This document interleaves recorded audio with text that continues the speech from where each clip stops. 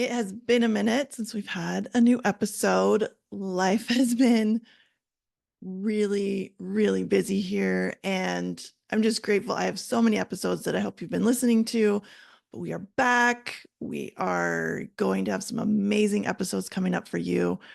I got a new, if you're watching on YouTube, we are on YouTube. I have been doing video and audio. Here's my cute new cup. I'm trying a hydro jug.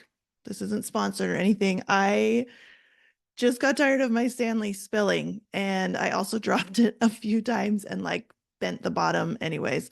So I'm trying the hydro jug. So if you like it, yeah, let me know what your go over on Instagram and tell me what water container you are carrying. I drink so much water. So I'm really excited.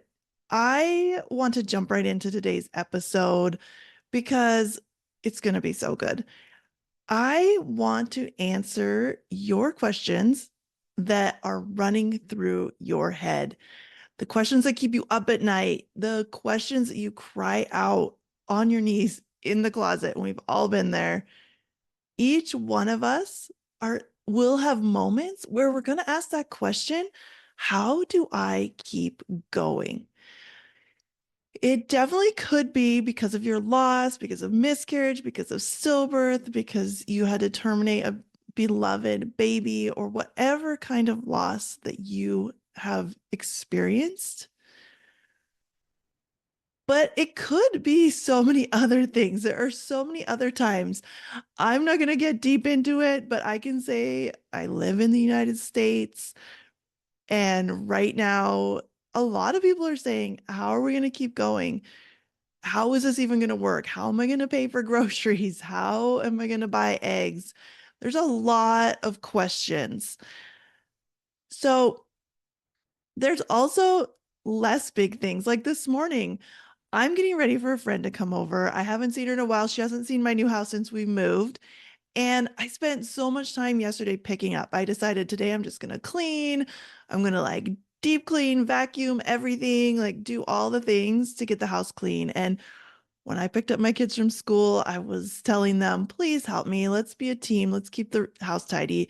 And shockingly enough, they did not do that. They still have socks, and we've got Pokemon cards, and we've got, just like spills on the kitchen table from breakfast. And in the grand scheme of things, this is not a big deal. But there are days where you feel like, how do I even keep going? How do I keep doing the day to day to day to day tasks that we have? If we're mothering living kids, if we're working, whatever we're doing, it can get exhausting and it can feel really pointless even to try. And some days you lose it. Some days you look around and wonder, like, what did I even accomplish? Some days you look at your goals and wonder how you've been working so, so hard, but you feel like you're in the same place. Maybe you're making the same amount of money or zero money in a business that you're trying to run or whatever it is. And that can feel really difficult. But I want you to stick with me during this episode. No matter how long it's been since you're lost, no matter what goals you're trying to accomplish, no matter what you're struggling with, as I share 10 ways that you can keep going. These are in no particular order, and not all of them are going to resonate with you, but some really are. So listen for that one or two or three points that really resonate with you. You're really going to be surprised when you hear number 9, but it's so good and it's one of my favorites. And every time I teach this, people are like, what? Uh, I didn't know I was allowed to do that. So you can use these tips now. You can save them for a rainy day. If life is actually going good and you are going, you can even ask yourself, what am I doing? What tips do I have for me? It's always about your own inner wisdom, your tips that work for you. And if things feel like they're actually okay right now, take a little time and journal and figure out what you're doing that helps you so that you can use those in the times that are more difficult. Now, Some of these, I'm going to be a little bit sassy because I think we all need to hear straight up truth, and that's okay. So here we go. How do I keep going? 10 tips for you. Number one, you just do. You know, we hate it when people say, I just couldn't survive this. I couldn't survive getting laid off. I couldn't survive my baby died. I think in some ways, we actually do believe this ourselves. We don't believe that we're doing well at surviving, and we don't think we're going to thrive, but you just do. You just keep going. And you have to have some sort of trust, even if it's not strong, some sort of trust that there are brighter days ahead, and also find the brightness within each day. That's how you just keep going. You just do it. You just put on your Nikes and you just do it. I think there's so much power in this and we underestimate it because if you're listening to this, you're already doing this. You're doing it. Number two, we learn. We live in the information age. There is no shortage of grief support. There's no shortage of self-development books, podcasts, and mentors. There is so much for free that money should not be an obstacle here. It doesn't need to hold you back. Learning is one of my favorite coping skills. It might be intimidating to you, but just know that you can do this in a way that works for you. Like I said, just be intentional. There is nothing better about reading a book than there is listening to an audiobook. There's nothing like there's no hierarchy of learning. We all learn in different ways. We all got to try different things.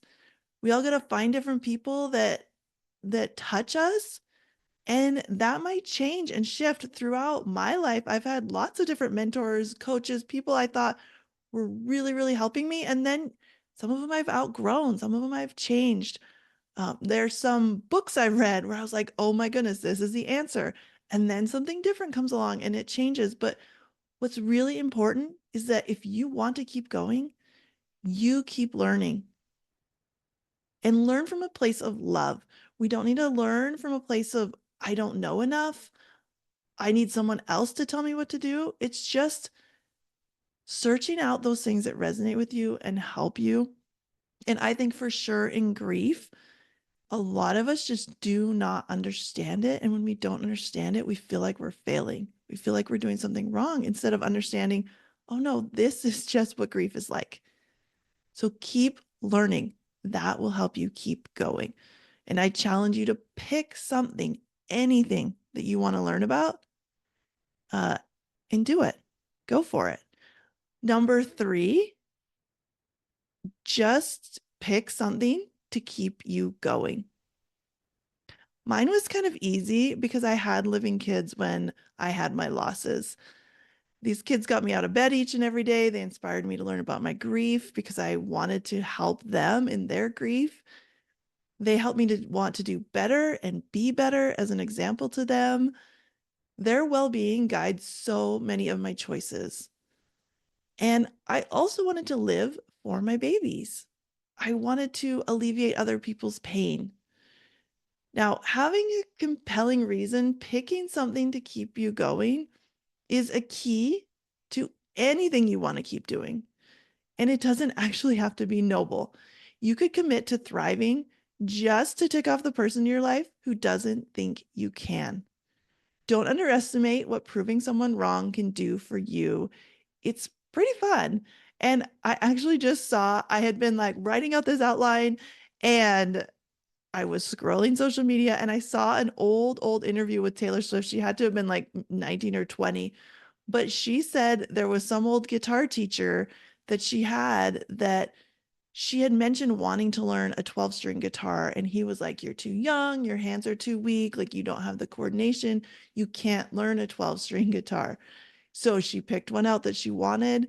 She waited and asked for it and got it as a Christmas present. And then she said she practiced until her fingers bled in order to learn the 12-string guitar as a child. If I remember right, she was very, very young when she did this. And I think that's a theme if you follow Taylor Swift, if you're a fan or you just see her interviews. She gets a lot of hate, she gets a lot of criticism, and she uses it to fuel her. So, whatever you want, use it to fuel you.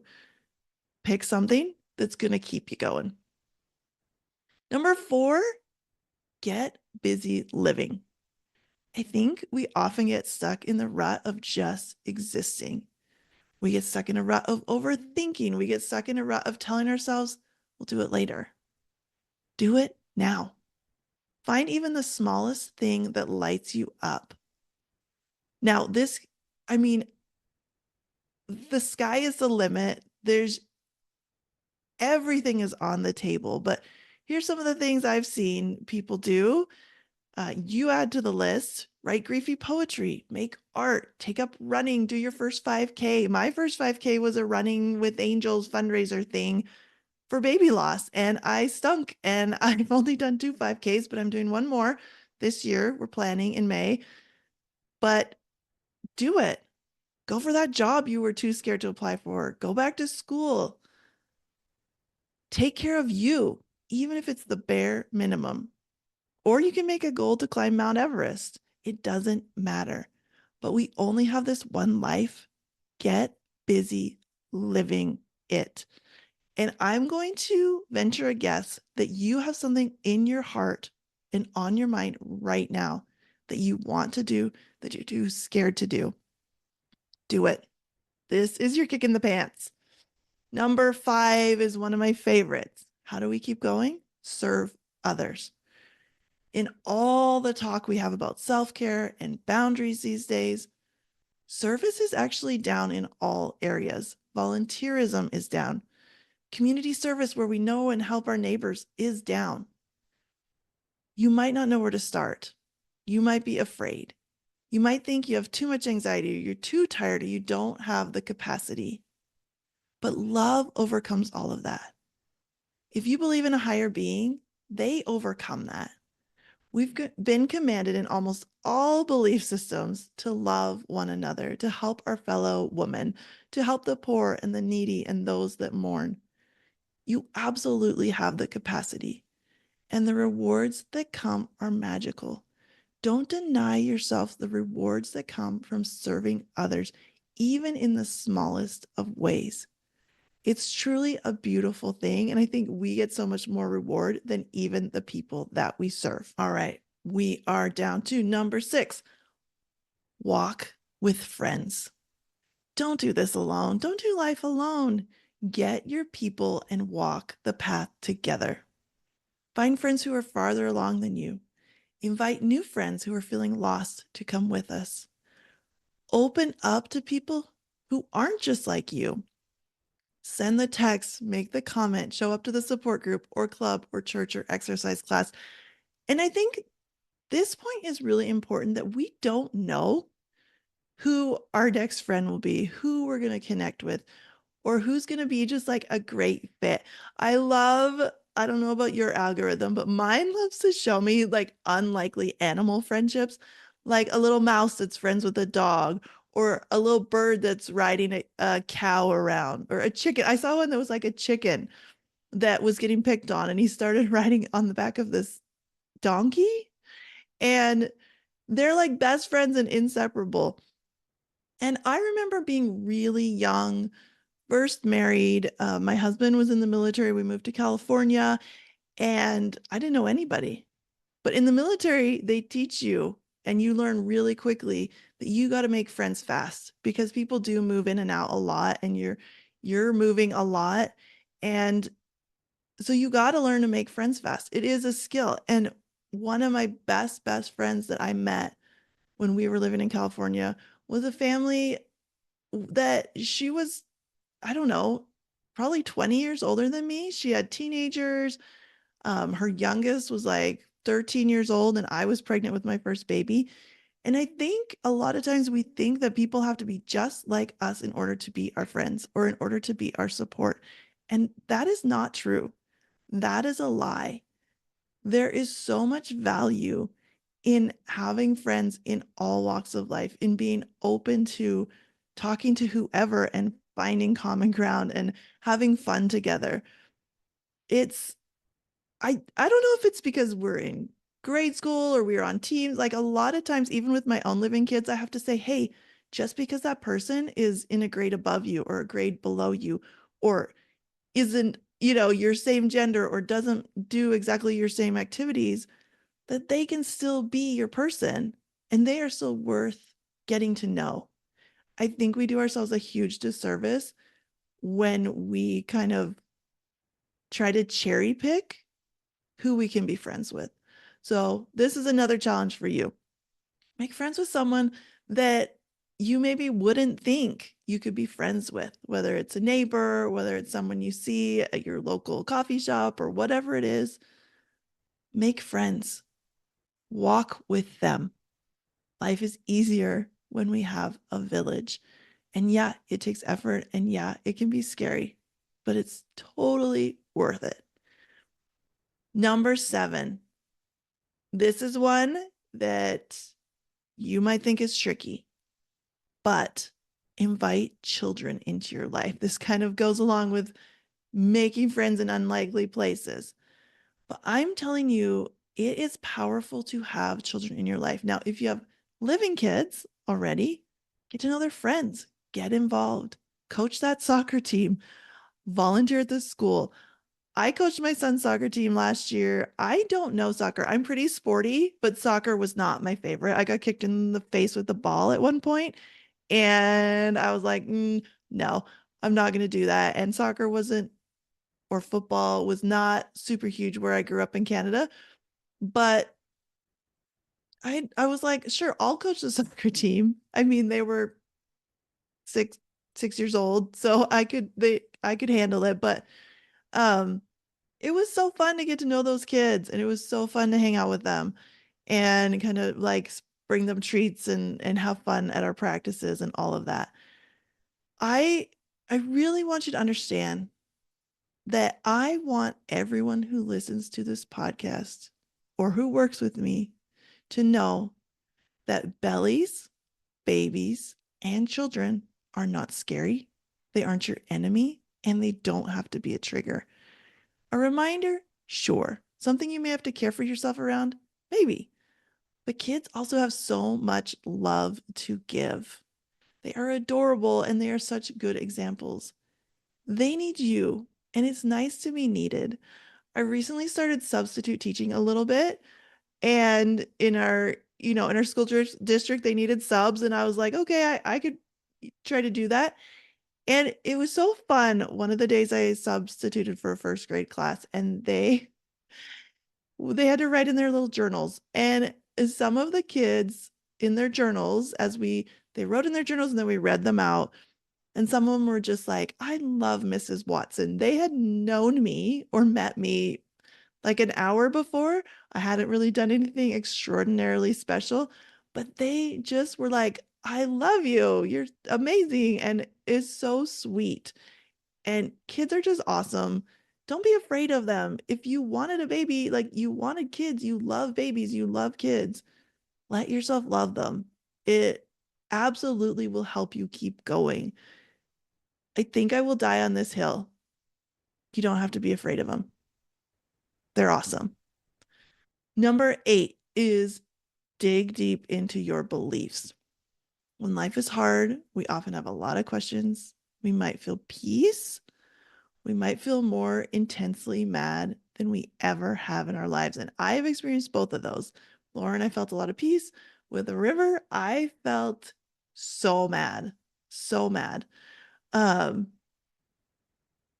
we might have a solid faith to lean on, or we might feel like we're floundering, or we might be starting from like nothing. We might have no belief system because we've never had to before. But all of that is good. Use it. Don't avoid it.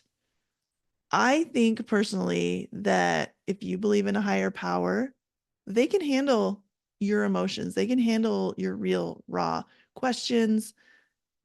They can handle it. So let it out because you know what? Sometimes those rocky parts in our relationship are what really get us to where we want to be. So if you want to keep going, don't shy away from it. Dive into it, dig deep into it. And this is a process, right? It's not a one time thing, it's not going to be solved immediately, but the wrestle is worth it. Now, here comes number 9. This is the one that I think people are so surprised when they hear me say, but here it is. Use unhealthy coping mechanisms. Here in the self development world, we're all about finding healthier and maybe more effective ways to cope, better ways to take care of yourself, all of that. But you know what? Sometimes you just need chocolate. You just need to mindlessly scroll your phone and check out of life. You need to pick a fight with someone you really care about just to feel something. You need to be petty and wounded and react from your trauma. We cannot be enlightened and intentional all the time. The trick is when you notice what's happening, you love yourself in it. You fix anyone you hurt in the process, right? Get really good at apologizing. You give yourself grace. You give other people grace. You love your body after months of being in survival mode. It's a gift to have a lower brain that keeps you going when we think we don't know how. And that's another thing that I think is so important. Yes, we talk about being intentional. Yes, we talk about like creating the life we want and using powerful tools. But if you just want to keep going, it's so awesome that we have a lower brain that does that for us. You don't have to always be in your higher brain. You don't always have to be enlightened. Let that lower brain take care of you. It knows what to do. It knows what you need, and you can love it and thank it.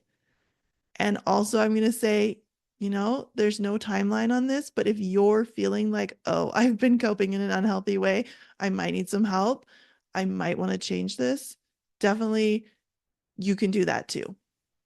But if you want to keep going, sometimes that's what we do, right? I probably was a total like sad zombie person most of the first year after Lauren died. She was stillborn at full term. I got pregnant a few months later. I was pregnant after loss. I was grieving hard. I was going through the motions.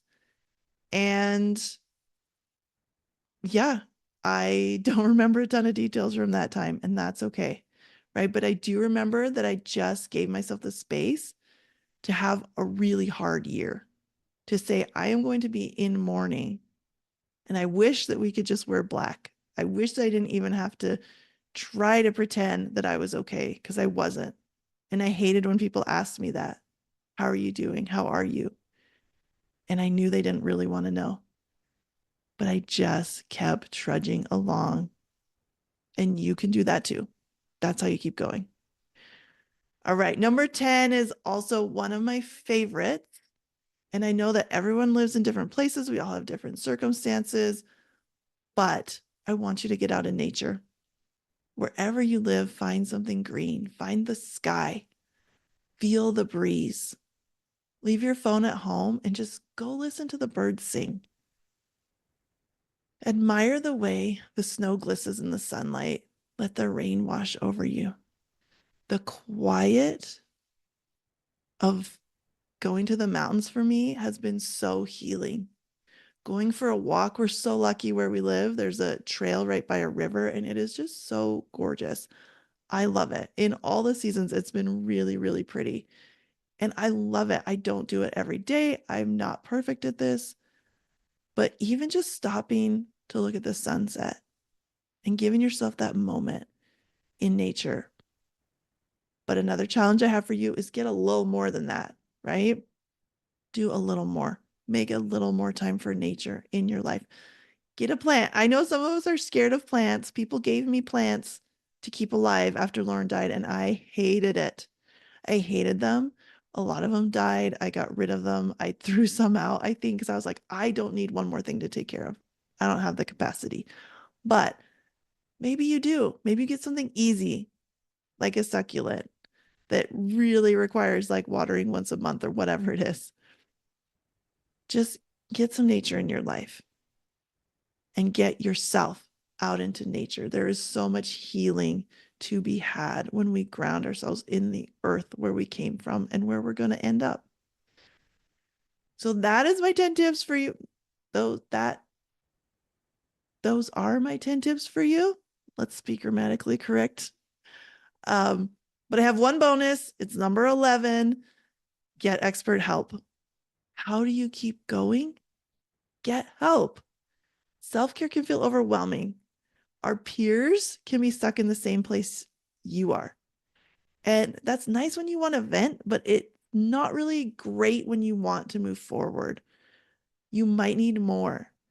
Family and friends can range from super loving to just flat out terrible. I've experienced all of that. And they don't know exactly what you need. Even the best of them don't know exactly what you need.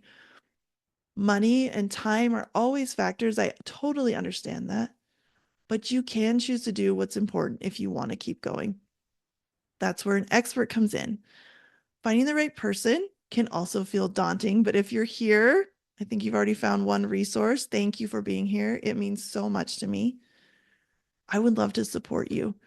Having an expert will get you where you want to be faster and easier. Yes, you have to put effort in. You have to look at things you've been afraid to look at, but it's what we're here to do. It's what you're here to do. You can't stay the same forever. You can't just lay down and go to sleep. I know that some days we just want to lay down and sink into the darkness, but you can't. You have a purpose. You have a light. There is so much hope. So if you want to keep going, if you're asking that question, how do I keep going? How do I keep going towards my goal? How do I keep going and maybe grow my family again? How do I keep going and honor my baby? How do I keep going and just like kill it at work if things are really hard right now?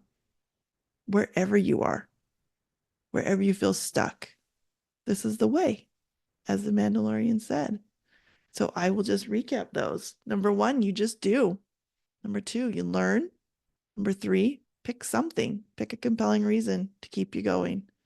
Number four, get busy living. Bring some joy and some fun back in. Number five, serve others. Number six, walk with friends. Build your community. Number seven, invite children into your life. Number eight, dig deep into your beliefs. Number nine, use those unhealthy coping mechanisms. Let that lower brain keep you surviving until you're ready to start thriving.